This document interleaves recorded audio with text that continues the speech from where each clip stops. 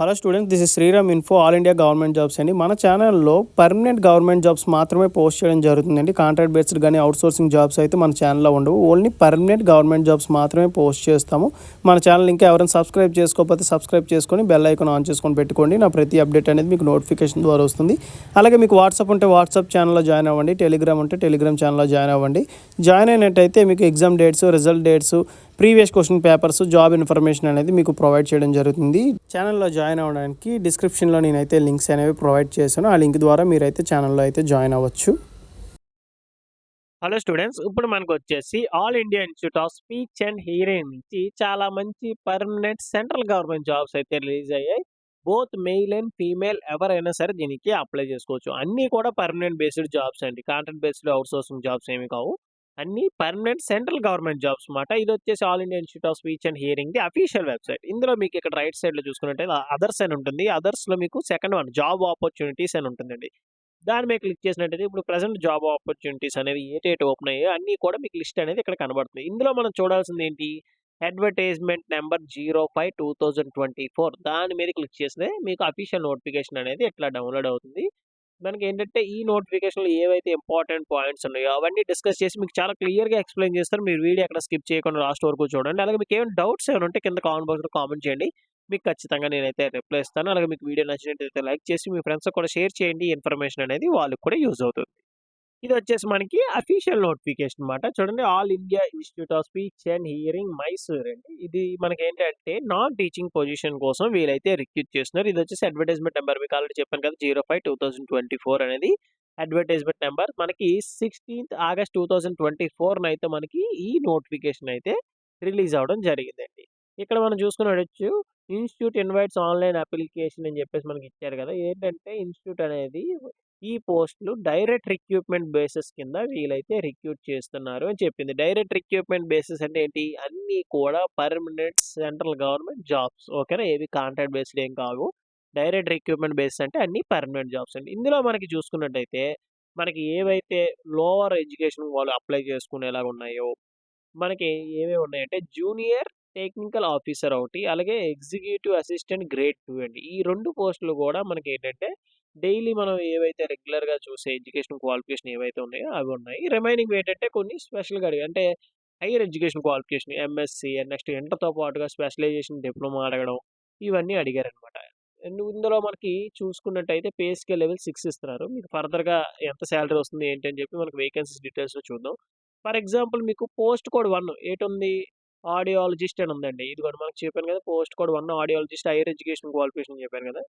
ఇందులో మనకి ఏమడిగారంటే education qualification BSc degree in speech and hearing or equivalent. మీరు ఎప్పుడైనా చూసారా ఈ BSc degree in speech and hearing? అంటే ఇవి రేర్ మాట. అలాగా అందుకు వీటి కోసం నేనేం ఎక్స్‌ప్లెయిన్ చేయడంలో ఏవైతే మనకి రెగ్యులర్‌గా ఉండే ఎడ్యుకేషన్ క్వాలిఫికేషన్ ఏమున్నాయో అవి ఎక్స్‌ప్లెయిన్ చేద్దాం. ఇక్కడ మనకి పోస్ట్ కోడ్ నంబర్ 3 మీకేమైనా డౌట్స్ ఏమైనా ఉంటే పోస్ట్ కోడ్ మెన్షన్ చేసి డౌట్ అడగండి. ఓకేనా? ఈ పోస్ట్ కోడ్ 2కి ఎడ్యుకేషన్ క్వాలిఫికేషన్ నాకు ఇది నేను అప్లై చేయొచ్చా లేదని అడిగినట్టయితే మీకు నేను క్లియర్‌గా ఎక్స్‌ప్లెయిన్ చేయగలను.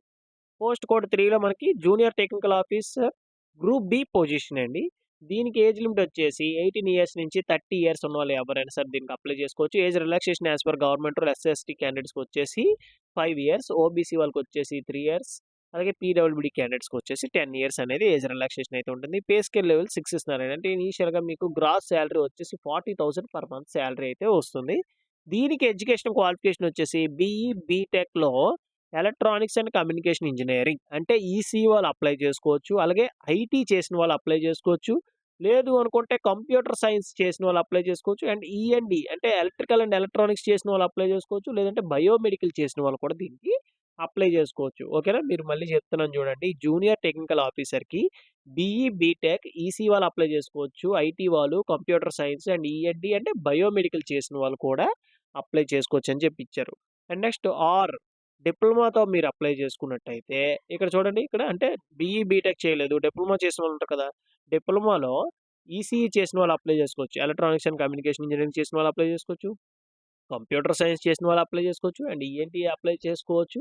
బట్ ఏంటంటే ఎవరైతే ఈ 3 ఇయర్స్ డిప్లొమాతో అప్లై చేస్తున్నారో వాళ్ళకి 2 ఇయర్స్ ఎక్స్‌పీరియన్స్ అనేది కంపల్సరీగా కావాలి. Service and maintenance and calibration of electronics equipment మీద మీకు ఎక్స్‌పీరియన్స్ అనేది ఉండాలన్నమాట. ఓకేనా?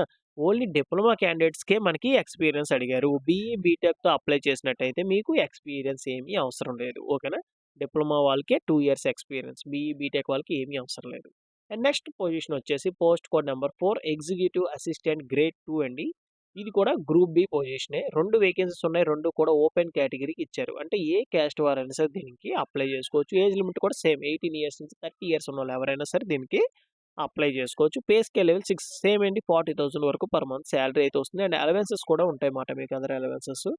అండ్ నెక్స్ట్ దీనికి ఎడ్యుకేషన్ క్వాలిఫికేషన్ వచ్చేసి bachelor of degree from recognised university. Degree ఉంటే సరిపోతుందండి. మరి మీకు ఇంకేమీ అవసరం లేదు. కానీ any degree BSc, BTech, BE, BCom any degree CA చేసిన వాళ్ళు అప్లై చేసుకోవచ్చు. బీఫార్మసీ చేసిన వాళ్ళు అప్లై చేసుకోవచ్చు.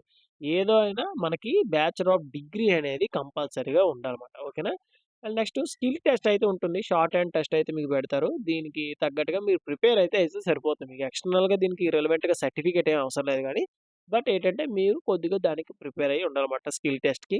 అండ్ దీనికి కూడా ఎక్స్‌పీరియన్స్ అనేది స్టెనోగ్రాఫర్ ఆర్ స్టెనో టైపిస్ట్‌గా మీకు ఎక్స్‌పీరియన్స్ అయితే ఉండాలి. లేదు అనుకుంటే సెక్రటేరియల్ అసిస్టెంట్‌గా మీకు ఎక్స్‌పీరియన్స్ ఉన్నా సరిపోతుంది. Computer of knowledge MS office, DTP software packages మీద కొద్దిగా మీకు అవగాహన అయితే ఉండాలన్నమాట. And next following important dates మనం చూసుకున్నట్టయితే ఆన్‌లైన్ అప్లికేషన్ అనేది 21 ఆగస్ట్ 2024 అయితే మనకి స్టార్ట్ అయింది. Last date of online application అంటే హార్డ్ కాపీ కూడా పంపించాల్సి ఉంటుంది. మనకి 45 డేస్‌లో అంటే ఎంప్లాయ్‌మెంట్ న్యూస్‌లో ఇది రిలీజ్ చేసిన దగ్గర నుంచి 45 డేస్ లోపు మనం పంపించాలి. ఆ ప్రకారంగా మనం చూసుకున్నట్టయితే 2/10/2024 లోపు మనం పంపించాలి. అంటే అక్టోబర్ 2 లోపు మనం ఈ ఆన్‌లైన్‌లో అప్లై చేయాలి. అలాగే మనం ఏంటంటే హార్డ్ కాపీ కూడా పంపించాల్సి ఉంటుందన్నమాట. జనరల్ కండిషన్స్ అండ్ ఇన్ఫర్మేషన్ చూసుకున్నట్టయితే మనకి చూడండి అన్నీ కూడా రెగ్యులర్ బేసిస్‌లోనే తీస్తున్నారు. అంటే అన్నీ పర్మనెంట్ బేస్డ్ జాబ్స్ మాట. నెక్స్ట్ మీకు చెప్పాను కదా! అలవెన్సెస్ ఏమేమి ఉంటాయంటే DA, HRA, next travelling allowance ఇవన్నీ కూడా మనకి ప్రొవైడ్ చేయడం జరుగుతుంది. Age relaxation as per government rule and age కూడా యాజ్ ఆన్ లాస్ట్ డేట్ అంటే 2 అక్టోబర్ 2024 లోపు ఓకేనా? మీకు కంప్లీట్ అయ్యి ఉండాలి. అండ్ నెక్స్ట్ వచ్చేసి మనకి గ్రూప్ బి అండ్ సి పొజిషన్స్‌కి ఎలా ఉంటుందంటే ఫస్ట్ వచ్చేసి రిటన్ ఎగ్జామ్ అయితే కండక్ట్ చేస్తారు. తర్వాత ప్రాక్టికల్ స్కిల్ టెస్ట్ అయితే ఉంటుందన్నమాట. According to your core subject మీద మీకు స్కిల్ టెస్ట్ అయితే పెడతారు. అండ్ నెక్స్ట్ వచ్చేసి మీరు మల్టిపుల్ అప్లికేషన్స్ అనేవి పెట్టొచ్చండి. ఓకేనా? మీరు మీకు ఎడ్యుకేషన్ క్వాలిఫికేషన్ ఉంటే మోర్ థాన్ 1 అప్లికేషన్ అనేది మీరు పెట్టుకోవచ్చు. మోర్ థాన్ 1 పోస్ట్‌కి మీరు అప్లై చేసుకోవచ్చుమాట. బట్ సెపరేట్ అప్లికేషన్ మీరు పంపించాలి. అలాగే సెపరేట్ అప్లికేషన్ ఫీస్ కూడా మీరు పే చేయాల్సి ఉంటుందని చెప్పి మనకు నోటిఫికేషన్‌లోనే ఇచ్చారు. ఇదేంటంటే ఫస్ట్ మీరు పెట్టిన అప్లికేషన్‌ని స్క్రీనింగ్ ప్రాసెసింగ్ ఉంటుందండి. అంటే మీరు పెట్టిన హార్డ్ కాపీ పంపిస్తారు కదా! హార్డ్ కాపీని స్క్రీనింగ్ కమిటీ వాళ్ళు ఏం చేస్తారంటే మీ అప్లికేషన్ అన్ని స్క్రీనింగ్ చేస్తారన్నమాట. Photo and signature, fee payment receipt అన్నీ అటాచ్ చేశారా లేదా?